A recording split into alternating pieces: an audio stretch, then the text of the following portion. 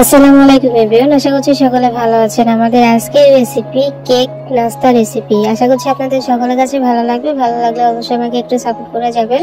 আর আমি আজকে আপনাদের সাথে দুই ধরনের নাস্তা রেসিপি শেয়ার করব। একই ডো দিয়ে, একই আটা ডিম দিয়ে একদম বিকালে ঝটপট তৈরি করে নিতে পারবেন। আর এই নাস্তা রেসিপিটি বানাতে খুবই কম সময় লাগবে। তো চলুন দেখে আসি আমি কেক ভাজা কেক কিভাবে তৈরি করব। তো ভাজা কেক বা নাস্তা তৈরি করার জন্য আমি একটা পাত্রে নিয়ে নিচ্ছি নরমাল ডিম। আপনাদের যদি ফ্রিজে ডিম থাকে তাহলে আধা ঘন্টা 1 ঘন্টা আগে আপনারা বাইরে রেখে দেবেন, নরমাল করে নেবেন। তারপরে দিয়ে দিচ্ছি হাফ কাপ চিনি, আর এখানে দিয়ে দিব হাফ কাপ সয়াবিন তেল। তবে আপনারা চাইলে একদম কমও দিতে পারেন। তেলটা কম বেশি দিলে কি হবে সেটা আমি আপনাদেরকে বলে দিব। তারপর এখানে দিয়ে দিলাম একটু ভ্যানিলা এসেন্স, ডিমের গন্ধটা চলে যাওয়ার জন্য, এই জন্য। তারপর আমি এখানে একটা বিটার দিয়ে বিট করে নিব। আপনারা চাইলে কাঁটা চামচ দিয়েও কিন্তু ডিমটাকে ফেটিয়ে নিতে পারেন। ঠিক চিনিটা যতক্ষণ না পর্যন্ত গলে যাচ্ছে ঠিক ততক্ষণ পর্যন্ত আমি অনবরত বিট করে নিব, আর একটু থেমে থেমে তারপর বিট করে নিব। আপনারা যদি এরকম বিটার দিয়ে বিট করেন তাহলে একটু থেমে থেমে তারপর আর কি ডিমের সঙ্গে চিনিটাকে মিক্স করে নেবেন। চিনি আর ডিমটা যখন ভালো করে আমার মেশানো হয়ে গেছে তখন এখানে দিয়ে দিচ্ছি 1 কাপ আটা। আপনারা চাইলে এখানে ময়দাটাকে ব্যবহার করতে পারবেন। তারপরে দিয়ে দিচ্ছি একটু গুঁড়া দুধ। আমার কাছে 10 টাকা দামের একটা প্যাকেট ছিল, সেটা দিয়েছি। তবে আপনারা চাইলে আরো বেশি করেও কিন্তু দিতে পারেন। তারপর এখানে দিয়ে দিচ্ছি 1 চামচ বেকিং পাউডার। মেজারমেন্ট যে ছোট ছোট কাপগুলো আছে সেই চামচ বা কাপগুলো মেপে আপনারা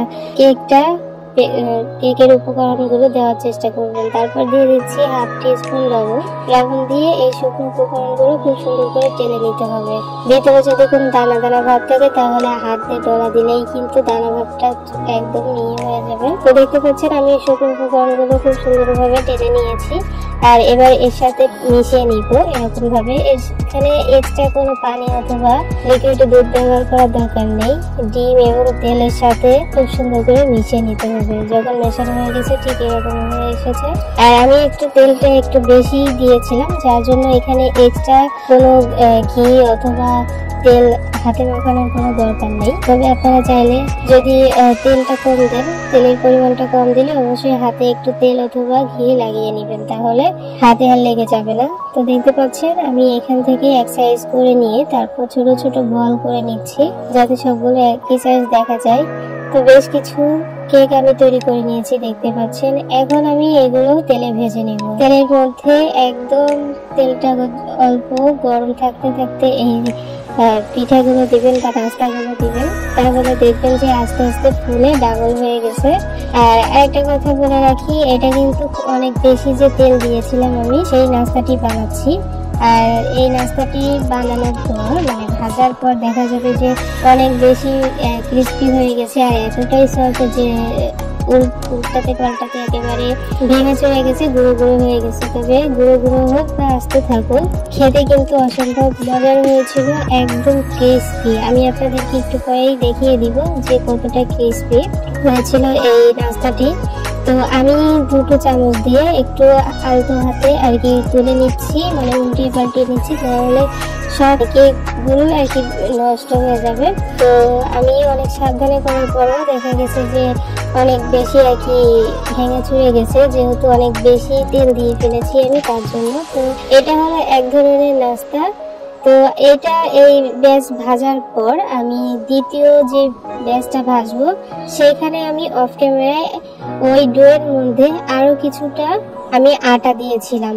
আটা এবং লবণটা দেওয়ার পর আমি এই যে দেখুন ভেজে নিয়েছি। এই নাস্তাগুলো কিন্তু দেখা যাচ্ছে যে একটাও কিন্তু ভাঙিয়ে চড়ে নেই, একদম আস্তই আছে। তো 2 রকম ভাবে আমি আপনাদেরকে দেখালাম। একটা হলো বেশি তেল দেওয়ার জন্য একটু ক্রিস্পি, অনেক বেশি মচমচে হয়ে গেছে এবং এতটাই ক্রিস্পি যেটা আপনারা না বানালে বুঝতেই পারবেন না।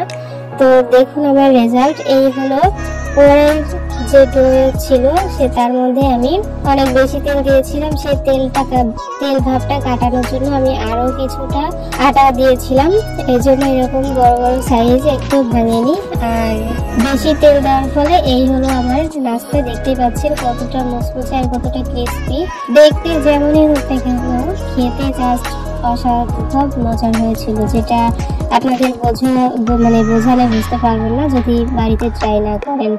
আর এক্সট্রা কোনো তেল থাকে তাহলে আপনারা টিস্যু পেপারের মধ্যে দিয়ে তারপর তেলগুলোকে স্কিপ করে দিতে পারেন। তো ফাইনালি এই হলো আমার নাস্তা রেসিপি। কেমন লাগলো অবশ্যই লাইক কমেন্টস করে জানাবেন।